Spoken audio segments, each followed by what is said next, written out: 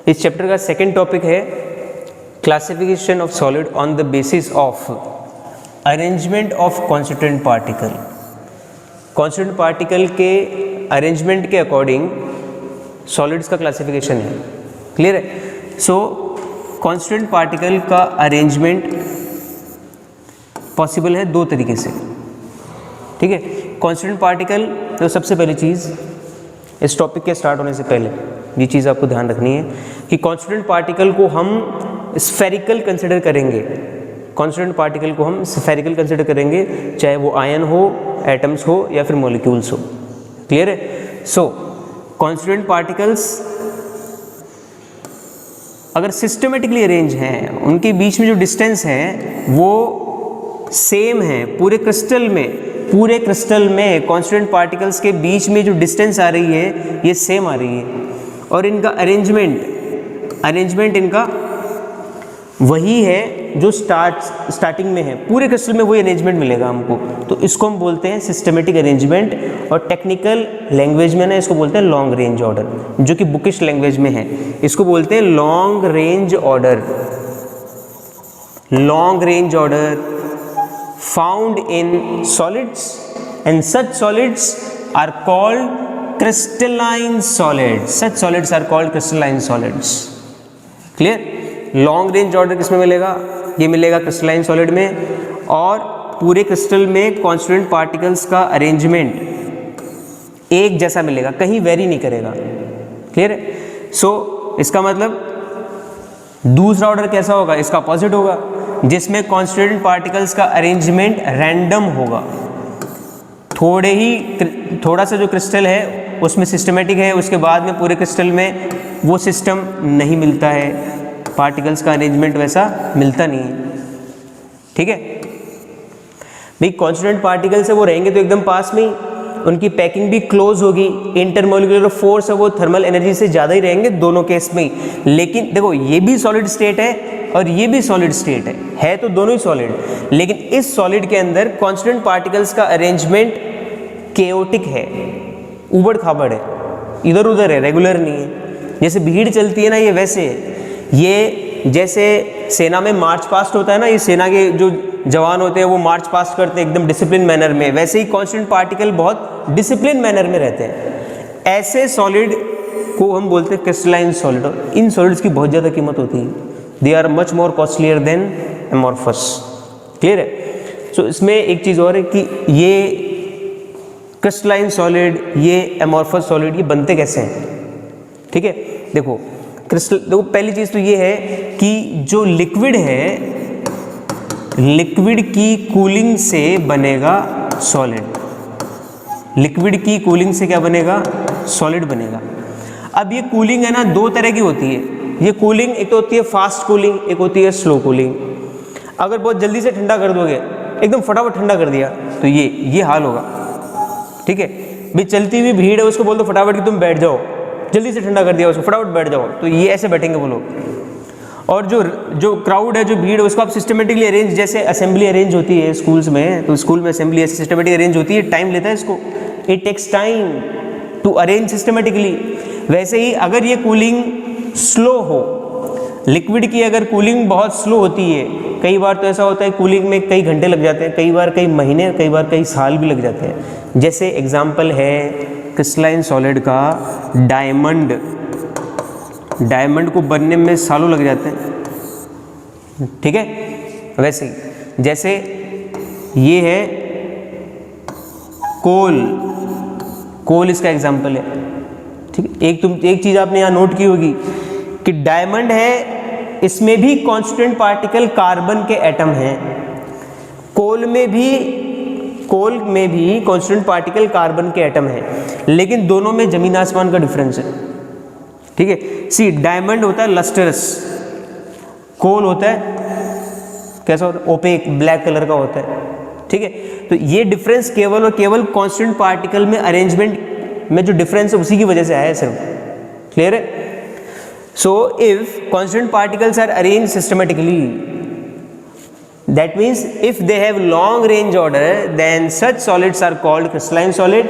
And second thing, if constituent particles are arranged in short range, they are not arranged in systematically, they don't have definite geometric pattern, they have irregular pattern, they are called amorphous solid. They are called amorphous solid. amorphous ये Greek term है ना, ये कहाँ से आया है? ये word होता है एक एमोर्फोज, एमोर्फोज, क्लियर है? एमोर्फोज का मतलब ही होता है नो शेप, एमोर्फोज का मतलब होता है no shape, which have no shape, जिसका कोई फिक्स शेप नहीं है, that is called amorphous, clear है? See let's have an idea कि क्रिस्टलाइन सॉलिड में कांस्टेंट पार्टिकल्स का देखो अरेंजमेंट एकदम रेगुलर है, पूरे क्रिस्टल में रेगुलर अरेंजमेंट है, एमोर्फस में ये अरेंजमेंट रेगुलर नहीं है, ठीक है?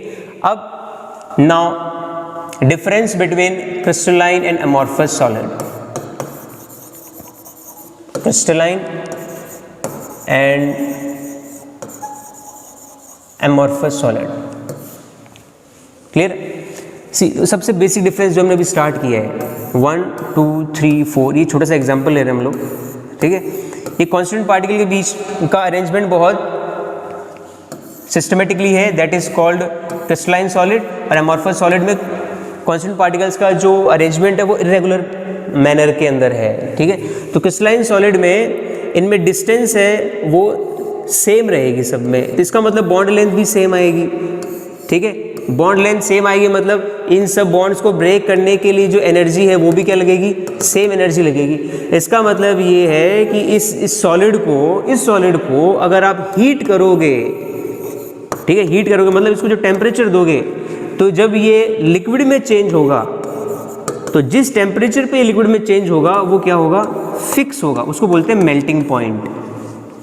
तो क्रिस्टलाइन सॉलिड का मेल्टिंग पॉइंट फिक्स होता है, क्रिस्टलाइन सॉलिड का मेल्टिंग पॉइंट फिक्स होता है क्योंकि उनकी सबकी बॉन्ड लेंथ क्या होती है? सेम होती है, इनके हर एक बॉन्ड को ब्रेक करने के लिए एनर्जी की रिक्वायरमेंट भी एकदम सेम होती है, क्लियर है? एमोर्फस में ऐसा नहीं होता है, एमोर्फस में बॉन्ड लेंथ देखो सबकी डिफरेंट है, ठीक है? जिससे क्या होगा? इसका मेल्टिंग पॉइंट क्या होगा? Melting point is not fix.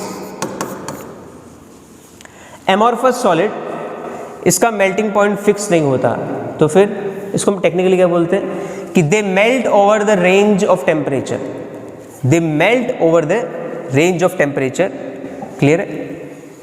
But in case of crystalline solids they melt at fix temperature, clear? See तो यहीं से एक है ना इंपॉर्टेंट पॉइंट डिराइव होता है, ठीक है? कोई भी सॉलिड जब लिक्विड में चेंज होता है तो ये जो प्रोसेस होती है, ये वाली जो प्रोसेस है, इसको हम बोलते हैं फ्यूज़न। ये टर्म हमने पढ़ी है, पीछे की स्लाइड में पढ़ी थी, जब इंट्रोडक्टरी पार्ट खत्म हुआ था तो उसमें हुआ था ना, सॉलिड जब लिक्विड में चेंज होता है उसको बोलते हैं फ्यूज़न, क्लियर है? So the energy required to convert 1 mole of solid into 1 mole liquid is called enthalpy of fusion or heat of fusion. So crystalline solid के लिए heat of fusion होती है constant, क्योंकि उसका टेम्परेचर भी fix रहता है, मेल्टिंग पॉइंट फिक्स है, melting point fix, temperature for the melting fix, इसका मतलब एंथैल्पी ऑफ फ्यूजन भी फिक्स होगी, क्लियर है? सो एंथैल्पी और heat of fusion for crystalline solid is fix. That's why crystalline solid are called true solids. Crystalline solids को हम true solids भी कहते हैं, ठीक है? देखो now difference in crystalline solid and amorphous solid, order in arrangement ये हम डिस्कस कर चुके हैं। क्रिस्टलाइन सॉलिड्स में मिलता है लॉन्ग रेंज ऑर्डर, एमोर्फस में मिलेगा शॉर्ट रेंज ऑर्डर, ठीक? शेप देखो, लॉन्ग रेंज ऑर्डर होने की वजह से क्रिस्टलाइन सॉलिड्स का शेप होता है fix geometrical pattern, but in case of amorphous solid we have irregular geometrical pattern. Irregular पढ़ा हमने, डिस्कस किया अभी, है ना। इरेगुलर ज्योमेट्रिकल पैटर्न मिलता है हमको एमॉर्फस सॉलिड में, clear.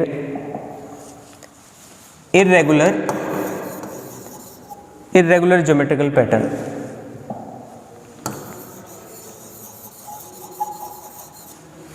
Next, melting point. Crystalline solid में शार्प मेल्टिंग पॉइंट होता है जिसको आप बोल सकते हो फिक्स और sharp melting point, clear. But in case of amorphous solids they melt over the range of temperature, melt over the range of temperature. Next, heat of fusion. Same heat of fusion भी क्या होती है इसकी, fix होती है crystalline solid की। That's why they are called true solids. ये solids होते हैं, सच्चे सॉलिड होते हैं, ये वफादार होते हैं, ठीक है। वफादार इन द सेंस सारे पार्टिकल है ना एक ही लाइन में होते हैं, अरेंज होते हैं सिस्टमेटिकली, ठीक है। मतलब एक बॉन्ड टूटा तो सारे बॉन्ड टूट जाएंगे, ठीक है। एमॉर्फस में ऐसे नहीं होता, कोई बॉन्ड टूट रहा है तो टूट रहा है, ठीक है, फिर कोई फर्क नहीं पड़ता है इनके। इसीलिए हीट ऑफ फ्यूजन क्या होती है इनकी, नॉट फिक्स, कोई फिक्स नहीं है, कोई फर्क नहीं पड़ता है इनके, क्लियर है। देखो नेक्स्ट, क्लीवेज प्रॉपर्टी, ये भी इंपॉर्टेंट है। क्लीवेज प्रॉपर्टी का मतलब क्या होता है कि आप अगर किसी सॉलिड को कट करते हो sharp edge tool, sharp edge tool का मतलब किसी चक्कू से, किसी है ना बहुत तीखे धारदार हथियार से उसको आपने काट दिया, टुकड़े कर दिए। टुकड़े करोगे तो जो नए जो दो टुकड़े बनेंगे उनकी जो सरफेस बनेगी वो स्मूथ होगी, न्यूली फॉर्म्ड सरफेस। ये जो नई सरफेस बनी है ना, ये कैसी होती है, ये बहुत ही स्मूथ होती है, नई सरफेस स्मूथ होती है। लेकिन एमॉर्फस में क्या होता है, एमॉर्फस में ये जो सॉलिड है इसको आपने काटा, किससे काटा, वही शार्प एज टूल से काटोगे, धारदार हथियार से, है ना, ऐसे। तो जो नई सरफेस बनेगी वो कैसी बनेगी, उबड़ खाबड़ बनेगी। उबड़ खाबड़ नहीं होती क्या, उबड़ खाबड़, हाँ, इरेगुलर पैटर्न, ओके। हाँ, next important, very very important, anisotropy nature. ये इंपॉर्टेंट है ना, बहुत काम की चीज़ है, तो इसको देख लो फिर आप। देखो क्रिस्टलाइन सॉलिड में वही बात कि कांस्टेंट पार्टिकल है, इनका अरेंजमेंट होता है रेगुलर, है ना, चुपचाप बैठ रहे थे, एकदम हिलते भी नहीं है। मेरे को तो क्रिस्टलाइन सॉलिड देख के वो चीज़ याद आ जाती है, क्लैश नहीं था वो, कौन सा है वो, टाइटन्स है ना, क्लैश ऑफ टाइटन्स, है ना। उसमें वो लोहे के सोने के पिंजरे में वो रहते हैं ना, वो टाइटन्स ऐसे एकदम अरेंज रहते हैं, सिस्टमेटिकली अरेंज रहते हैं एकदम लाइन से। ये मेरे को तो ये देख के वो याद आ जाते हैं, जेल के अंदर बंद हैं सारे कैदी, एकदम सिस्टमेटिकली लाइन में, वो याद आ जाते हैं, ठीक है, सिस्टमेटिकली अरेंज है। अब ये जो क्रिस्टलाइन सॉलिड है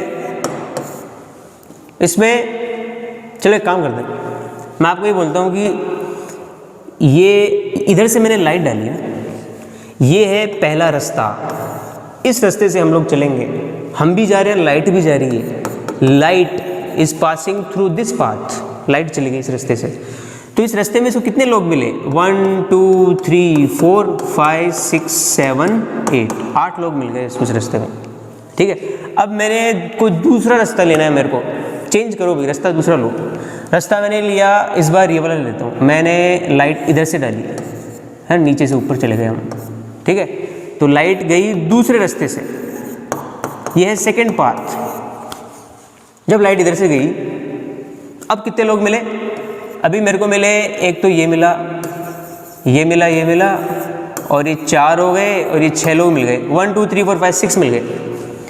फर्स्ट पाथ और सेकेंड पाथ दोनों में से फर्स्ट पाथ बड़ा है, लंबा पाथ है, बड़ा रास्ता है। तो भी दिखने में तो लग रहा है कि हाँ इसमें टाइम ज़्यादा लगेगा, इसमें कम लगेगा, तो लगेगा ही। इसका मतलब ये है कि ऑप्टिकल प्रॉपर्टीज में लाइट है वो ऑप्टिकल पार्ट में आता है, ठीक है। तो ऑप्टिकल प्रॉपर्टीज है इस सॉलिड की, वो अलग अलग होगी। कौन सी प्रॉपर्टीज, देखो ये ध्यान से देखना, ऑप्टिकल प्रॉपर्टीज आर डिफरेंट, ठीक ठीक है, ये चीज़ तो क्लियर हो गई ना। ऑप्टिकल प्रॉपर्टी डिफरेंट कैसे हो गई भाई, लाइट इधर से पास हो रही है तब इसमें टाइम कुछ और आ रहा है, इसमें टाइम कुछ और आ रहा है, पाथ पे फर्क पड़ेगा ना भाई। स्पीड तो सेम रहेगी, स्पीड मैं उसको डिनाई नहीं कर रहा हूँ, स्पीड तो रहेगी सेम, लेकिन पाथ चेंज हो गया ना, रास्ता तो छोटा बड़ा होगा तो टाइम तो फर्क तो पड़ेगा ही। एक तो लाइट आती है सन से, एक लाइट आती है मून से, ठीक है। हाँ, अब सेम चीज़ मैं बात करता हूँ इलेक्ट्रिकल प्रॉपर्टीज़ की। इलेक्ट्रिकल प्रॉपर्टीज़ का मतलब फिर मैं क्या लूँगा, अभी करंट पास करेंगे, ठीक। अगर आप करंट पास करो, इस पहले रास्ते से करंट पास कर लो, आई करंट पास करो इससे, और दूसरा सेकंड रास्ते से करंट पास करो, वही चीज़ आएगी। चार्ज को फ्लो होने में इस कोने से उस कोने में जाने में टाइम कम लगेगा, इधर से इधर आने में टाइम ज़्यादा लगेगा, ठीक है। तो ऑप्टिकल प्रॉपर्टीज़ और इलेक्ट्रिकल प्रॉपर्टीज़ दोनों ही डिफरेंट होती है डिफरेंट डायरेक्शंस में। ये पॉइंट ये ध्यान रखना, are different in different direction, ये इंपॉर्टेंट, इन डिफरेंट डायरेक्शंस। अब ये डिफरेंट डायरेक्शंस में ऑप्टिकल प्रॉपर्टीज और इलेक्ट्रिकल प्रॉपर्टीज डिफरेंट क्यों होती है, इसका रीज़न क्या है? इसका रीज़न ये है कि डिफरेंट डायरेक्शन में अरेंजमेंट ऑफ पार्टिकल्स भी डिफरेंट है, ये याद रखना, ठीक है। So whatever I am telling you just learn it, ठीक है। Due to the different arrangement of constant particles in the different directions, due to the different arrangement of constant particles in different directions, the optical properties and the electrical properties of crystalline solids are different in different directions. Clear है? So that's why crystalline solids are called anisotropic in nature, ठीक है। अगर आप इसको थोड़ा detail देखो, है ना भाई, ये जो वर्ड है ना एनाइसोट्रोपी, ठीक है। तो देखो आइसो का मतलब तो होता है सेम, आइसो को हम लिखेंगे सेम, और ट्रॉपी का मतलब होता है डिफरेंट। ट्रॉपी का मतलब होता है नेचर, ट्रॉपी का मतलब नेचर होता है। आइसो का मतलब सेम, ट्रॉपी का मतलब नेचर। और ये एन लग गया तो ये बायो के स्टूडेंट अच्छे से समझ सकते हैं। एन अगर मैं पहले लगा दिया उसका मतलब होता है एब्सेंट, कोई चीज़ एब्सेंट होती है ना उसको लिखते हैं एन, ए एन, क्योंकि आगे आई आ गया, वो आ गया, वो जो भी है देख लेना आप अपने हिसाब से। यहाँ हमारे इतना ही काम आएगा तो बता रहा हूँ मैं आपको, ठीक है। तो आइसो का मतलब होता है सेम, ट्रॉपी का मतलब होता है नेचर, एन हो गया absent, same nature absent, absent या फिर नॉट, ये नॉट लिख दिया, ठीक है, कि सेम नेचर नहीं है। किसका सेम नेचर नहीं है? ऑप्टिकल प्रॉपर्टीज़ का नेचर सेम नहीं है, और इलेक्ट्रिकल प्रॉपर्टीज़ का नेचर सेम नहीं है। किसमें? क्रिस्टलाइन सॉलिड में। क्रिस्टलाइन सॉलिड में ऑप्टिकल प्रॉपर्टीज़ और इलेक्ट्रिकल प्रॉपर्टीज़ का नेचर सेम नहीं है, इसीलिए क्रिस्टलाइन सॉलिड्स को एनाइसोट्रोपिक सॉलिड्स भी बोलते हैं। इसका मतलब एमॉर्फस में क्या होगा? तो भी एमॉर्फस में तो इसका अपोजिट हो जाएगा ना, ठीक है। तो एमॉर्फस में क्या होगा? एमॉर्फस में ये होगा, देखो एमॉर्फस में आइसोट्रोपिक नेचर आएगा, आइसोट्रोपिक, ठीक है। देखो आइसो का मतलब सेम, ट्रोपिक का मतलब नेचर। तो कांस्टेंट पार्टिकल है, इनका अरेंजमेंट इर्रेगुलर है। कांस्टेंट पार्टिकल्स का अरेंजमेंट इर्रेगुलर होने की वजह से जो भी लाइट आप इधर से पास करोगे, जो भी करंट पास करोगे, वो तो स्कैटर होके वैसा तो हमको मिलेगा ही नहीं भाई। इस केस में यहाँ से जितनी लाइट की वो पूरी की पूरी आ रही है मेरे पास, आइडियल कंडीशन है। तो यहाँ से आप जो भी लाइट, जो भी करंट पास करोगे वो तो स्कैटर हो जाएगा, क्योंकि डायरेक्शन तो है नहीं ना, ये यहाँ गया स्ट्राइक हो गया, इधर डाइवर्ट हो गया, इधर चला गया। तो जो रिजल्ट मिलेगा वो हर एक एंगल से आपको सेम ही मिलेगा रिजल्ट। क्लियर है? That's why amorphous solids are isotropic in nature. So crystalline solids are anisotropic in nature and amorphous solids are isotropic in nature. Clear है? Next examples, crystalline solids के example, ये बहुत important example है। सबसे पहले जी यहाँ मैं कुछ लिख रहा हूँ, ये सिलिकॉन डाइऑक्साइड, ठीक है। और एमॉर्फस सॉलिड का एग्जाम्पल भी क्या दे दिया मैंने? सिलिकॉन डाइऑक्साइड, है ना। दोनों जगह सेम सेम आ गए, डिफ्रेंशिएट कैसे करोगे? ठीक है। तो ज़मीन आसमान का फ़र्क हो जाता है। कैसे? जब एक तो मैं आपको ये बोलूँ कि ये कांस्टेंट पार्टिकल अरेंज है ऐसे, ठीक है, ये SiO2 का एक पार्टिकल है, ये पार्टिकल है SiO2 का, ठीक है, और एक है इधर ये SiO2 सिलिकॉन डाइऑक्साइड के पार्टिकल, ये ऐसे अरेंज है, ठीक है, क्लियर है? ये हाँ ये सब सेम है, ऐसे मतलब ये छोटा है ये बड़ा है, ये सब सेम कंसिडर करो इसको, ठीक है, ये सब सेम है भाई, कांस्टेंट पार्टिकल ही तो है ना। हाँ, तो ये कांस्टेंट पार्टिकल का अरेंजमेंट लॉन्ग रेंज ऑर्डर हो गया। तो तब हम ये जो सिलिकॉन डाइऑक्साइड है इसको हम बोलेंगे क्वार्ट्ज, क्वार्ट्ज ग्लास, इसको क्या बोलेंगे? Quartz glass. और ये जो सिलिकॉन डाइऑक्साइड है ये हो जाएगा एमॉर्फस ग्लास। एमॉर्फस ग्लास कौन सा है? ये खिड़की के जो कांच होते हैं ना, ये यही है एमॉर्फस ग्लास, SiO2, ठीक है, खिड़की के जो कांच वगैरह लगे रहते हैं ये। और ये क्वार्ट्ज ग्लास कौन सा होता है? एग्जाम्पल, क्वार्ट्ज ग्लास का एग्जाम्पल, ठीक, क्वार्ट्ज ग्लास ये देखा होगा, ये टेस्ट ट्यूब जो दिख रही है आपको, क्यूवेट बोलते हैं इसको, क्यूवेट, ठीक है, क्यूवेट होती है जो अल्ट्रावायलेट स्पेक्ट्रोमीटर होता है ना, उसमें काम आती है। छोटी सी टेस्ट ट्यूब होती है, बहुत महंगी आती है, 5-6 हज़ार रुपये की होती है, छोटी सी, ठीक है। हाँ, ये इसमें लाइट पास होती है, वही चीज़ जो हमने डिस्कस किया है ना पहले, वो सारे एप्लीकेबल है यहाँ पे, एनाइसोट्रोपिक, नेचर आइसोट्रोपिक, सब एप्लीकेबल है। तो जो सिलिकॉन डाइऑक्साइड होता है ना, सिलिकॉन डाइऑक्साइड कौन सी फॉर्म में? क्रिस्टल फॉर्म में, क्रिस्टलाइन फॉर्म में। क्रिस्टलाइन फॉर्म का मतलब क्या है कि इसमें SiO2 के सारे पार्टिकल एकदम सिस्टमेटिकली अरेंज है, ठीक है। अब ये तो था क्रिस्टलाइन सिलिकॉन डाइऑक्साइड। अब एमॉर्फस सिलिकॉन, एमॉर्फस सिलिकॉन काम कहाँ आता है भाई? क्रिस्टलाइन सिलिकॉन तो काम आ गया, क्वार्ट्ज है, ये टेस्ट ट्यूब में काम आ गया, यूवी स्पेक्ट्रोमेट्री में काम आ गया, घड़ियों में जो क्वार्ट्ज क्रिस्टल होता है वो उसमें काम आ गया, ओरिजिनल क्वार्ट्ज की बात कर रहा हूँ, ठीक है। और एमॉर्फस सिलिकॉन, ये ए सिलिकॉन मतलब एमॉर्फस सिलिकॉन, ये काम आता है फोटोवोल्टिक सेल में। सोलर पैनल देखा है ना, हाँ, उसमें वो जो गोल गोल से चक्के होते हैं और उसमें पॉइंट पॉइंट बन रहते हैं ना, वो एमॉर्फस सिलिकॉन ही है, ठीक है ना। ये रहा, सोलर सेल में काम में आता है, ट्रांजिस्टर में काम में आता है एमॉर्फस सिलिकॉन। ये आइडिया दिया हुआ है कि ये आपका जो सोलर सेल है उसमें ये रहा एमॉर्फस सिलिकॉन की प्लेटिंग होती है, ये प्लेटिंग, ठीक है।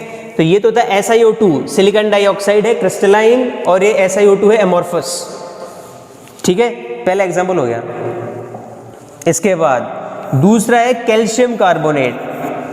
कैल्शियम कार्बोनेट पता है, चौक, चौक होती, उसका क्रिस्टलाइन वर्जन और उस कैल्शियम कार्बोनेट का एमॉर्फस वर्जन भी है, ठीक है। देखो अब मेरे पास में ये आपको एक क्रिस्टल दिख रहा होगा इधर, ठीक है, हाँ, आपकी स्क्रीन में ये ज़्यादा क्लियर दिखेगा। ये क्रिस्टल है ना, इसको हम बोलते हैं कैल्साइट। ये है कैल्साइट क्रिस्टल है, नाम तो इसका कैल्साइट है, लेकिन इसका कंपोजिशन पता है क्या है? कैल्साइट का कंपोजिशन होता है CaCO3। कैल्साइट क्रिस्टल है, ये ऑप्टिकल इंस्ट्रूमेंट बनाने के काम में आता है। आपने निकोल प्रिज्म का नाम भी सुना होगा, निकोल प्रिज्म। निकोल प्रिज्म का कंपोजिशन भी यही है, कैल्शियम कार्बोनेट ही है उसका कंपोजिशन। बस फ़र्क ये है, फ़र्क तो बाद में, पहले ये और देखो आप कि ये चौक है, चौक दिख रही है ना आपको, ये चौक, ये चौक है, ठीक है।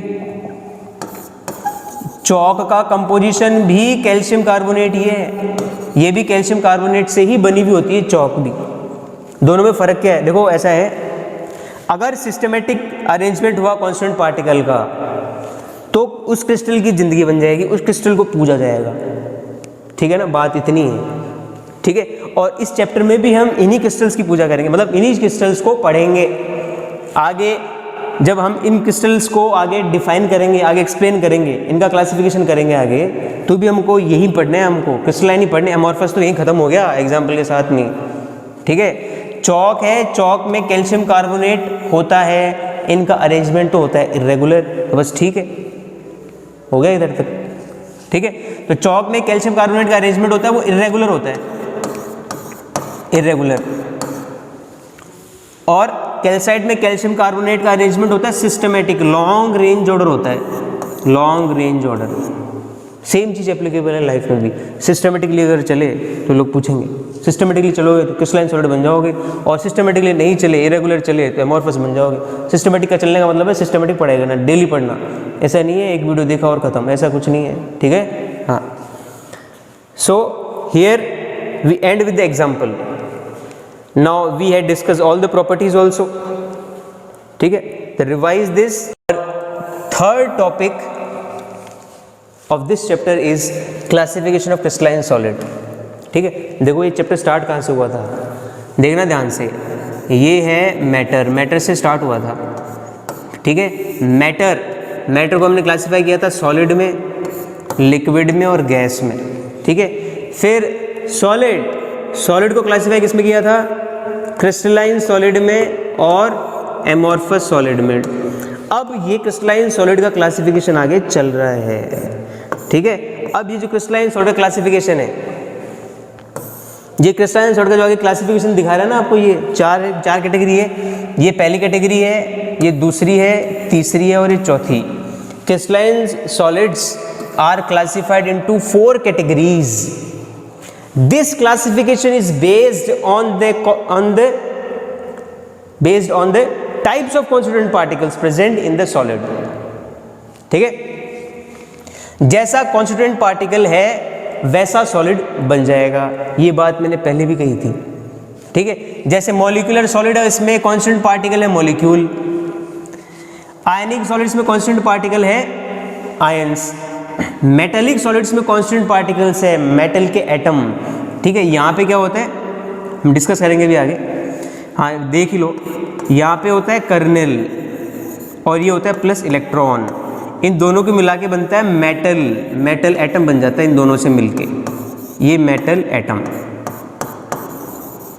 ठीक। इसके बाद है कोवलेंट और नेटवर्क सॉलिड्स, क्लियर है। सो क्लासिफिकेशन ऑफ क्रिस्टलाइन सॉलिड्स देखो,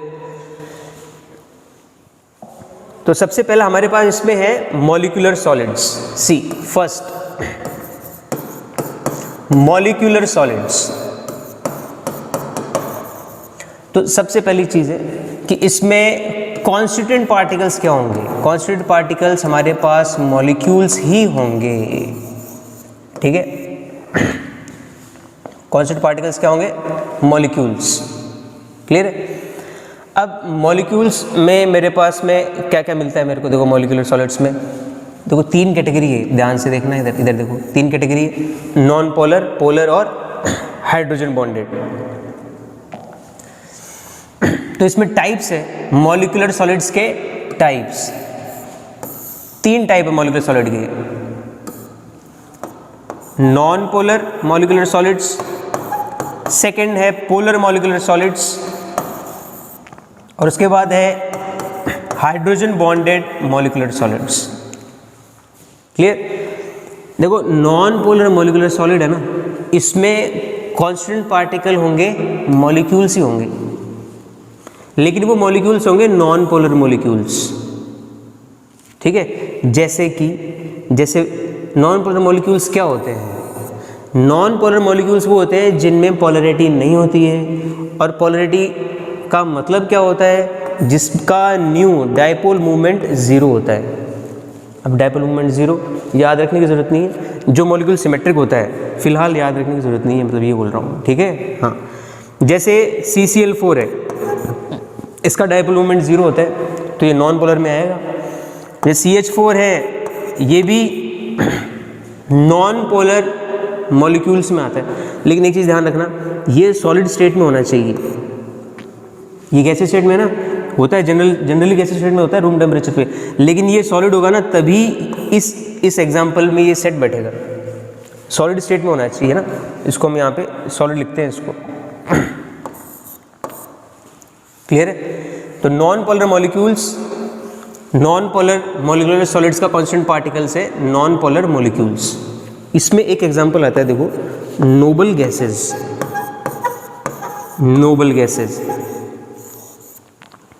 नोबल गैसेस में जो एलिमेंट्स हैं, जैसे आर्गन है, ठीक है, नियॉन है, हीलियम है, ये सब सॉलिड स्टेट में होने चाहिए, ठीक है।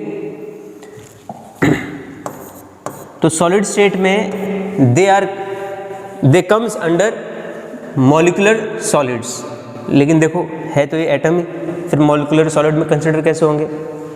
तो आपने वॉन डेर वाल फोर्स का नाम तो सुना होगा, ठीक है। तो ये जो नोबल गैस एलिमेंट है ये सारे के सारे, तो इनकी जो स्टेबिलिटी है, इनका ऑक्टेट तो कंप्लीट होता है ना, और हीलियम है इसमें ऑक्टेट होता नहीं है, तो इसमें फर्स्ट शेल के अकॉर्डिंग 2 इलेक्ट्रॉन होने चाहिए। 2n² के फॉर्मूले से देख लेना, 2n² का जो फॉर्मूला उसके अकॉर्डिंग इसमें फर्स्ट शेल में 2 इलेक्ट्रॉन होने चाहिए, ठीक है। और ये सब की सब जो जितनी भी नोबल गैसेस है इसमें वॉन डेर वाल फोर्स मिलता है, ठीक है। वॉन डेर वाल फोर्स लगता है मॉलिक्यूल्स के बीच में, और इनकी स्टेबिलिटी होती है मॉलिक्यूलर लेवल की, इसीलिए इनको मॉलिक्यूल्स में कंसिडर करते हैं, ठीक है। ये एक्सेप्शन में भी आता है, और एक्सेप्शन का रीज़न बता दिया मैंने आपको, इनकी स्टेबिलिटी होती है बहुत ज़्यादा, और स्टेबिलिटी का रीज़न भी बता दिया है कि कंप्लीट है इनका ऑक्टेट, ठीक है। नेचुरली कंप्लीट है ऑक्टेट, इसलिए क्लियर है। अब देखो पोलर मॉलिक्यूलर सॉलिड्स में जिनका डायपोल मूवमेंट 0 नहीं है, जिनका डायपोल मूवमेंट 0 नहीं होता है उसको बोलते हैं पोलर मॉलिक्यूलर सॉलिड्स। जैसे सॉलिड स्टेट में sulphur dioxide in solid state, वो इसमें कंसिडर होगा, क्लियर है। HCl है इन सॉलिड स्टेट, वो भी इसमें कंसिडर होगा, क्लियर है। Next, hydrogen bonded molecular solids. Hydrogen bonded molecular solids में ऐसे मॉलिक्यूल्स जिसमें हाइड्रोजन बॉन्ड मिलेगा, हाइड्रोजन बॉन्ड मिलना चाहिए। और हाइड्रोजन बॉन्ड कहाँ मिलता है? हाइड्रोजन बॉन्ड मिलता है कि जब भी हाइड्रोजन है वो अपने से ज़्यादा इलेक्ट्रोनेगेटिव एटम के साथ बॉन्ड बनाता है, जैसे फ्लोरीन, ऑक्सीजन एंड नाइट्रोजन, तीनों में से कोई भी आ जाए, ठीक है। मॉलिक्यूल्स की बात हो रही है कि जैसे ये एक मॉलिक्यूल है और ये दूसरा मॉलिक्यूल है, ठीक है। इस मॉलिक्यूल में हाइड्रोजन है और इस मॉलिक्यूल में इन तीनों में से कोई सा भी है, जैसे मान लो इसमें है मेरे पास ऑक्सीजन है, तो ये बीच में क्या बना लेंगे, ये दोनों मॉलिक्यूल्स क्या बना लेंगे, हाइड्रोजन बॉन्ड। तो देखो ये मॉलिक्यूल और ये मॉलिक्यूल, दोनों मॉलिक्यूल्स के बीच में बॉन्ड बन रहा है और यह है हाइड्रोजन बॉन्ड, ठीक है। तो ये कहाँ मिलेगा? देखो ये मिलता है वाटर में, ये वाटर बन गया, क्या बन गया, ये वाटर बन गया ना। वाटर में हाइड्रोजन बॉन्ड ऐसे ही मिलता है आपको, ठीक है। ये इसका एग्जाम्पल हो गया आइस, सॉलिड स्टेट ही देखना आपको आइस, या फिर आप इसको ऐसे भी लिख सकते हो H2O सॉलिड, दोनों सही है, आइस लिख दो या फिर H2O सॉलिड लिख दो, ठीक है। तो ये जो फर्स्ट पार्ट है इसको देखो आप, मॉलिक्यूलर सॉलिड की हमने तीनों कैटेगरी डिस्कस की। नॉन पोलर मॉलिक्यूलर सॉलिड्स में कॉन्स्टिट्यूएंट पार्टिकल्स मॉलिक्यूल्स हैं, ठीक है। और कॉन्स्टिट्यूएंट पार्टिकल्स के बीच में जो फोर्स लगेगा, ये कौन सा लगेगा? डिस्पर्जन फोर्सेस और लंडन फोर्सेस। ये आपने 11th क्लास में फर्स्ट पार्ट में 5th chapter states of matter में पढ़ा होगा। डिस्पर्जन फोर्सेस और London forces are weak forces, clear है। डाइपोल इंटरेक्शन मिलता है पोलर मॉलिक्यूल्स में, क्योंकि पोलर मॉलिक्यूल तो पहले ही डाइपोल है, क्लियर है। तो डाइपोल इंटरेक्शन है, डाइपोल फोर्स है, वो डिस्पर्जन फोर्स से स्ट्रांग होता है, ठीक है। नेक्स्ट है hydrogen bond. Hydrogen bonded solids का एग्जांपल है H2O और in solid state that is called ice, clear है। अब देखो नेक्स्ट, आयनिक सॉलिड्स। आयनिक सॉलिड्स में ये इंपॉर्टेंट है,